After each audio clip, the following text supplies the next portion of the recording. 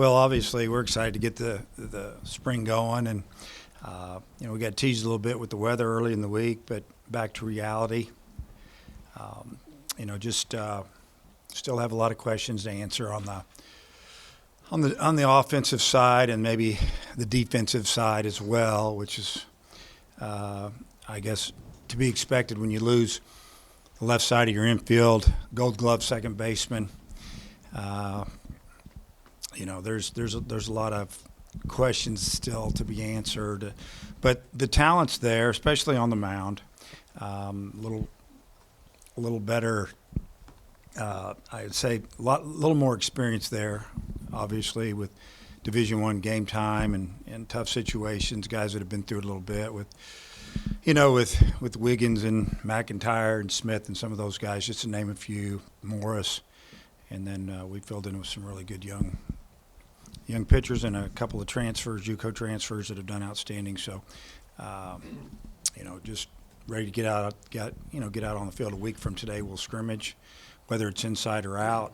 You guys are more than welcome to come to them. If we're inside, I don't know where you're going to sit or stand. Probably have to be down around the right side of that net, or behind the net, depending on if they're throwing the shot put back there, because it's a little dangerous and it's very loud. They like to scream a lot, but it's exciting to be back. We got I mean, the SEC, unbelievable this year, and it's old, and you had 4 or 5 teams in our division that are ranked way up there and are very experienced, whether they played on that team last year or not. So it's going to be an exciting year. Hey, Dave, you've got a lot of 22, 23-year-old players on this team. I wonder, how much does the added maturity help when you've got so many new guys in the building? It helps a lot. And not even guys that are that old. I mean, I think about Tavian Josenberger, who transferred in from Kansas. He's a junior, started both years there. He's been a real leader in the clubhouse and on the field, and I think guys gravitate to him. With Jared Wegner coming in from Creighton, really good player, really good student, very mature. Doesn't say a whole lot unless he's got something to say. I think he's excited to be here. We're glad to have him, obviously. But just having some of those guys around a little bit, I think maybe it calms some guys down, so to speak, just knowing that we've got some guys that have been through it a little bit on both sides of the ball. Coach, how is Brady Slavin's recovery going, and do you still anticipate him being ready for opening day? Oh, yeah, we're excited about having Brady back. I think he's got just a different mindset. I think he's in really good shape. Arm's fine. He's throwing 100%, probably better than he ever has, honestly. I fielded the ball real well so far in our drills, and we've done some live at-bats off pitch, and he hit one yesterday, and it was inside, and it's all on TrackMan, but he hit an opposite field ball about 400 and some feet, which was good to see. And it's not all about home runs, obviously, but for him to come out and really his first few live at-bats in a while, he looked real comfortable. We noticed on the roster that Oliver sent out that he's listed as an outfielder. What do you foresee for him defensively? So what do you have him listed as? That's what Oliver has. Well, I never know what Oliver has on the roster. So is he listed as an outfielder? That's what he's listed Yeah, as. well, he's not an outfielder. He's a first baseman. Sorry, Oliver. See, if Oliver wasn't working with football in the fall so much, he'd know all that stuff. So I figured. I just wanted to make sure. yeah. Anyway. Hey, Dave, with Smith and Tiger, those guys both, I guess, pitched out of the bullpen. I know you talked last year about making Brady a starter. What do you anticipate for those two guys? Yeah, they could both do either or. Last year when we pulled Smith out of the rotation, he was struggling a little bit, and his bullpen showed that with some of the technology. He was fading a little bit, but I truly believe that's one reason we got to Omaha, because we rested in him, got him right. He got us there coming out of the pen. But I see Hagan as a starter. I still think it's up in the air with Tiger. I think that he could be a starter. He has incredible stuff. His velocity's up. Fastball's good. Obviously, he's got a really good breaking ball. He's got a couple of them now, worked on a couple of things. But that's still up in the air as far as how we're going to use really those two guys, and except Smith. He'll be on the mound the first weekend starting, I feel like. But there's 3 or 4 other guys that have a chance to start, but we don't know how we're going to use them yet. Coach, at third base, you've got a couple really good hitters kind of vying for that spot. Defensively, how good do you feel about guys like Callie and Diggs who are kind of fighting in that battle there? Yeah, I mean that's one of our big question marks. We feel like all those guys can hit. You got to play defense. We lost a great third baseman and Wallace, who's super athletic with a major league plus arm, and so you just let them. You just let them battle it out, and you don't want it to be a situation when you're playing a really good hitter that doesn't field well, because then as a coach, you're thinking, okay, when do I pull him for defense, or how do I handle this? I think that there's not a lot of separation in them, really between Callie. You could go Jones, who's got superpower.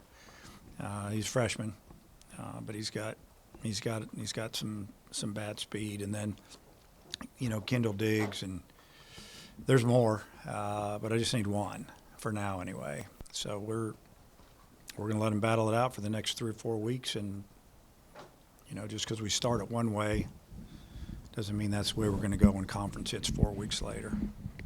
The way McIntyre came on last year, I wonder, do you feel what do you feel like his role might be? I think he's going to be a starter. I have a lot of confidence in Will. I just feel like that, you can look at the radar guns and you can see all the power arms we have, and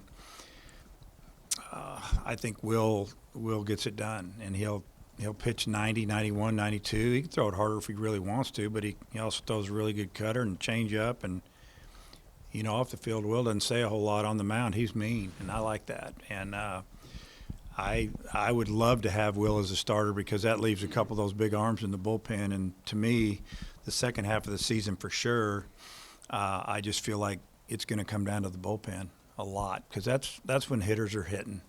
Guys are in their groove. You kind of get what you're getting. You see, or you get what you see.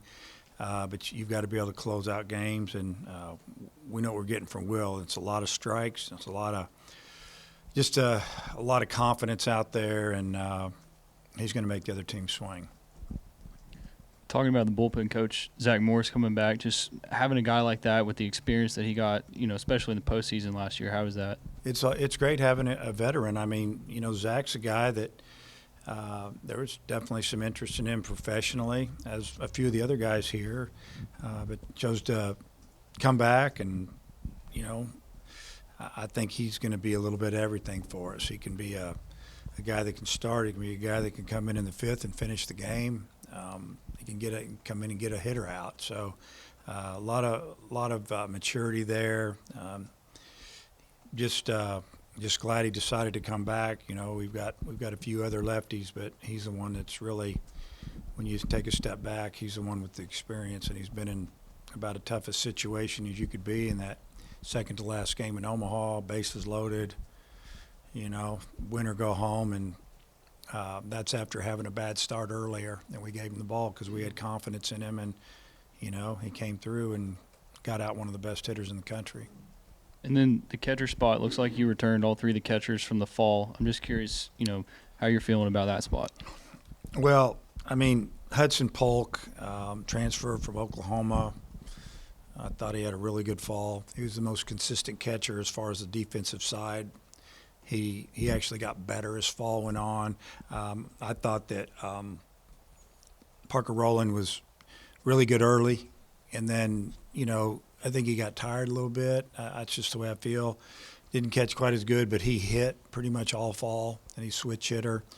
Those are the 2 guys, and those are the guys that are going to log the innings and get it done for us back there. And I just feel like that, someone will be the number 1 guy. If you're going off of fall ball, it's Polk. But I feel like that the other catcher's right on his tail. So, and Rowland brings that left-handed bat. So it'll be a good 1-2 punch. You mentioned the last time we talked to you about Tiger needed a break. How's he doing physically and everything? Yeah, I feel like he's doing real well. He's gotten bigger, with age and conditioning, weight room, and all that, but really just growing up. I mean, because, you guys see it. You see a freshman, and then you see him a year or two later, and you're kind of like, wow, he was a little kid when he first got here. I mean, it's kind of amazing to watch the development. But he's better. He seems to be fine.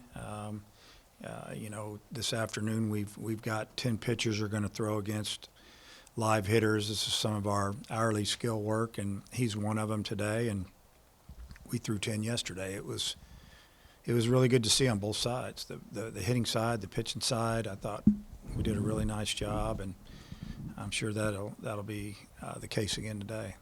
Wegner dealt with that oblique injury during the fall. Is he fully healthy now, and is there any other injury updates?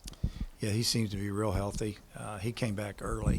He's from Nebraska, hometown Nebraska. So he wanted to get out of the weather a little bit. Got back. He was probably back first, 2nd of January. And some other guys started rolling in early as well. But he's been, working with a lot of the pro guys are in town working out, most of them pitchers.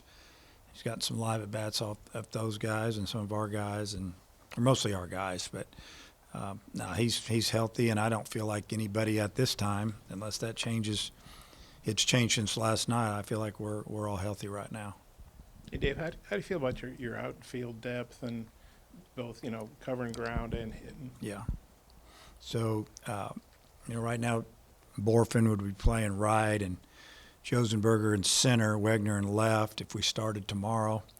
I feel like that, really Mason Neville would be right there to play. A lot of tools, looks the part, left, can run, throw, hit for power. He's been looking really, really good. It's like you kind of can just see a different demeanor about him. Like, okay, last fall was fall of my freshman year. I've seen it 30 sometimes, but now it's like, okay, I want to play.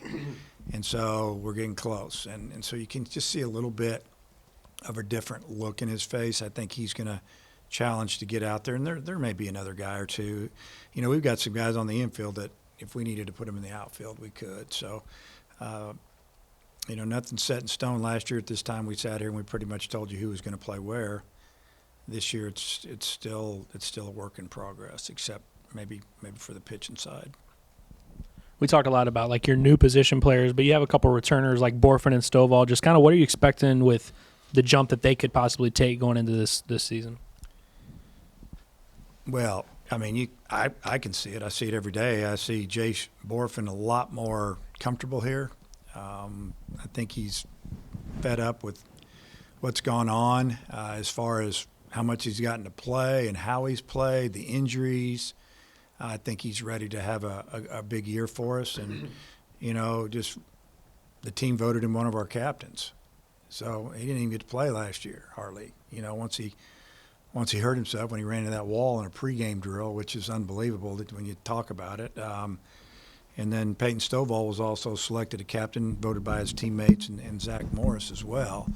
And the crazy thing about that voting is that there was 3 or 4 other guys that were right there. I mean, and a couple of them were transfers. So they like each other a little bit, and they respect each other already. So that's really good to see. But I think, those guys are, both left-handed hitters. They've both been around a bunch of great players. They both went to the Cape Cod League, played on the same team, and I think they both have really good seasons for us. Did you recruit this team to run the bases a little bit more? Yeah, a little bit. Yeah, we're working on it, and I always tell them, you're either a good base running team or a bad base running team. There's usually not much in between, and we need to make sure we're a good base running team. And it's not all about stealing bases. It's about going from first to third on a hard single to center, right in the center fielder's face, and making him throw the ball at third base, and you're safe, and the runner slides into second. It's about that type of baseball, and not being stupid and run ourselves out of innings and stealing when we need to and just seeing what the other team's given us and then being able to take advantage of it, that's a good base running team, and that's what I'm hoping for. Some of the players that I talked to said Wagner doesn't look like he's a great base runner when you just look at him, but then you get him on the base paths, and it's a little bit deceptive. He can run, and he'll fool you. He doesn't tell you about anything. He's not going to tell you how good he can hit or how far he can hit or how fast he is. Just him, and you got to like that. He just kind of shows you. And we have a couple other guys that are maybe deceivingly quick or fast, and it doesn't mean you can steal a base just because you can run. You got to have a little bit of feel. We got maybe the fastest guy on the team. He can steal bases, but he doesn't have a good feel for it. And but we work on it. We probably work on base running as much as as we can with the time that we have, but we usually finish up the day with base running, and sometimes we even start the day with base running so they know that we're serious about it. Coach, you talked about Mason Neville. I'm just curious about Jason Jones and how you feel about him right now. Yeah, so Jason, again, another true freshman. I think he grew up a lot over the fall. He had some good days and some bad days, and Mason the same way. Just like the year before when he was a freshman, he had a bad week or two where he didn't make much contact, and he was second-guessing themselves a little bit, wondering if they're ready for this. And, if you can hit our pitching, you can hit anybody's pitching in the country. It's the way we look at it. You get to see it every day. I feel like Jason's going to play a lot and help us a lot. I think he has a bright future. He's got a lot of power. I mean, he hit the hardest ball in the fall. It went 117 miles an hour off the bat. Now, he shouldn't have swung at it because his team was down 7-1, bottom of the last inning, and it was a 3-0 count. He didn't even look at me for a sign. So it wasn't really fair because the pitcher just threw it right down the middle, and he hit it 117 miles an hour, and it hit halfway up that grass in left center. So it was kind of funny, actually, looking back on it. Just kind of shaking our head. But, yeah, I mean, so that tells you something right there. That's hard to do when you're 18 years old, hit a ball that hard. Dave, you had one of the best second base shortstop combos the last couple of years. How do you feel about Pade's obviously a natural second baseman. How do you feel about shortstop second base combo? Yeah, I mean, Peyton's done a really good job at second. He's learned a lot. You guys saw Peyton play on the corner. You see a kid that really the first 3 quarters of the season, he was just tight, nervous, trying to impress everybody, just trying to live up to the hype. And finally we talked with him, and he just said heck with it, and he let it go. And then you saw how good he was. I mean, the guy, he was probably our best hitter down the stretch, and you didn't see him move around a lot, but he's a good middle infielder. He'll make plays, and he's got range, and he can throw from all the arm slots. He turns a double play well. His pivot throws to the shortstop are accurate. His flips are good. He listens. He's done a good job. And you got John Bolton, transfer from Austin Peay at short, and both of our shortstops they've played a lot of baseball. Harold Cole coming from San Jack, and he played short and second last year, and probably brings the bigger bat to the shortstop. But does he bring the most consistency? In the fall, he wasn't. I just felt like Bolton was ahead of him. But they work together every day. They play catch together. They do everything together. That's the way we have them do it. They get it. They got to know each other. They got to know if you're going to flip from backhand, underhand. Are you going to flip it? They got to get to know each other, because that second base shortstop combination we've had here the last 2 years, you may never see that again at this level. Very rare. I mean, those are two guys defensively are good enough to play in the big leagues right now, fielding and throwing. But, again, it's a big question, because if you're not good through the middle, you're not going to be good. It'll get you. There's too many games. The ball's going to be there. We don't turn double play that we should turn, and the next guy hits a 2-run homer instead of being in the dugout.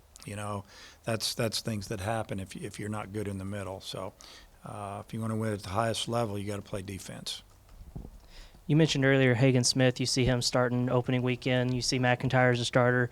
Wiggins had a great fall. Do you feel like you have a pretty good grasp on your opening weekend rotation, or is that still kind of a work in progress? You named 3 guys that if those 3 started opening weekend, I'm great with it. I mean, Wiggins had the best fall of all of them. I mean, you look at his numbers, and I think you did a pretty good job with it. Thanks, you educated me a little bit with that. But I knew it was good. But we didn't do anything against him. He had a great breaking ball, and you're going, really? Yeah, he had a really good breaking ball. He had a good changeup. He's already got a knack for working out of jams because he was in a lot of jams last year, and he got out of them. And that was just, but then now we're kind of seeing that guy turn the corner, and I just think that, from what we saw in the fall, unless something doesn't go good the next 3 or 4 weeks, why shouldn't he get the ball right out of the gate? How does your depth on this year's pitching staff maybe compare to some of your previous teams? Well, right now it's the best I've ever had. Is that honest enough for you? So that's the way I feel about it. I mean, we've got depth. But, what you see on paper, got to get it done on the field. And but if we can figure it out, I mean, you throw in, we got transfer, we got Cody Frank, we got Adcock, who's better than ever. He's a lot better than we thought he was. I mean, he was pretty good at Ole Miss as a freshman. He was pretty good at Crowder as a sophomore, and now he's really good. And sometimes you get guys that are just hungry, and that's what it takes. And then you throw Hunter Holland out there, who's as good as any of them. I mean, he could start. Frank's probably not a starter, but the other two are. And so we feel like we got a couple more. I mean, really, we have probably 5 or 6 guys we could start. If somebody needs a week off or somebody's fading, give them a week off. Just let them sit and watch and get ready for the next weekend. We can do that, and we're not going to go crazy about it. You guys recruited Adcock out of high school, is that right? Mm-hmm. And you've got Borfinen who went somewhere, and you keeping the relationship with the players. Yeah. After they go somewhere, it seems like that's becoming even more beneficial right now. Well, obviously, we recruited both of those kids a lot, and one of them decided to stay home, and maybe one got a better scholarship somewhere, or they told them that we had less pitching, and they had less pitching at the time, and that's the way people recruit. And so, but to get them back just means that we leave a good impression on them, and that when somebody calls and tells me they're going somewhere else, obviously I'm disappointed. I might ask them, what did we do wrong, or why, or what did you like better there, just so I can figure out how to change something. But we're always nice to them. I don't want our coaches getting upset, saying anything. And I mean, it's just the way it is. You've got to learn how to accept that. And probably in this day and age, it's probably a real good practice of acting like that, because you might get them back in a year, then go somewhere and get better for a year and come help you the next year. So you never know. Hey, on your non-conference schedule, I think you've got 7 or 8 teams that won either a regular season or a conference tournament championship last year. Did you expect it to be like that? But Yeah. did some of these teams surprise you, or did you schedule it that way for a reason? We're trying to schedule RPI situations a little better. If you take care of business in the league, and probably this year more than ever, I mean, we're on the road against the number 1 ranked team in the country, the number 2 or 3 ranked team in the country.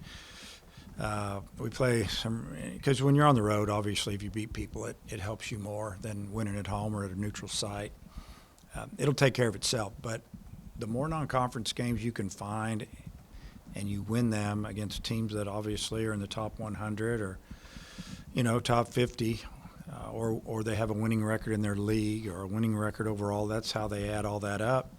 It helps you. Last year we won our non-conference games, but the teams that we played didn't do very well, and so it didn't help us. And we had a good team last year, but our RPI wasn't very good, and we had a pretty good record in league as well. It helped us, but it didn't really help us. The year before, a lot of the non-conference games that we played in 21 and we won them, those teams did really well in their leagues, and it really helped us. Then obviously we won in league play as well. That's why we had the number 1 RPI, and nobody was even close to us really. Maybe Tennessee, but last year was a little different. This year's non-conference with Vegas coming in here and some of these guys coming in here, non-conference on the road the first weekend. I know they're neutral site games, but you win those games, it's really going to help your RPI down the road when they start beating people. Coach, the event in Arlington to open the season a couple years ago, I think Christian Franklin said it was like a College World Series to start the year. I guess what's the approach when you start the season on such a big stage? Well, first off, what I like about it is we know we're going to play, unless we have, like 2 years ago, we almost didn't play because they were froze out and pipes were breaking and there's no water, and we moved the tournament back from Saturday to Monday, I think, and we were all just so excited to play because, you know, COVID hit the year before. We got 16 games in, and we would have hitchhiked down there to play, and we bussed down there, and we don't bus a lot of places, but it was fun, actually. We enjoyed it, and they might not know we're bussing again down there and back. It'll be fun, so, you know, whatever. But, yeah, it's a really, really nice venue. The facility it's second to none, and the big leaguers feel that way. It's, you know, it's 72 degrees in there, and the lights are incredible, and the field is, from the stands, it looks like it's grass, but it's turf. It's fake. And as a matter of fact, I was doing interviews with Phil, our radio guy, and it was Sunday's interview, and Phil had to stay. He couldn't, you know, because of all these protocols. We did it over the phone, and he was up in the booth in the stadium. Kind of a funny story, and then he goes, "Well, man, from up here, and I've been watching, that grass just really plays great. I mean, how do you feel about like the surface?" And I said, "Phil, this is turf." He goes, "You're kidding me." So he didn't even know till the third day. I guess that was Monday, and it's just a great surface, everything about it. And then, you know, the hotel that we get to stay in is connected right there to the facility. There's food, restaurants right there. So that gives you a little bit more of a feel like being up in Nebraska, just walking around. And then, you know, if you play the night game, and we're going to do early, you can, as a player, you can walk over with your pass and just go watch a few innings of the game that's too heady or whatever. It's just a great setup. But more than anything, we know the weather's going to be nice when we step in there, no matter what it is outside. So that's a really good feeling.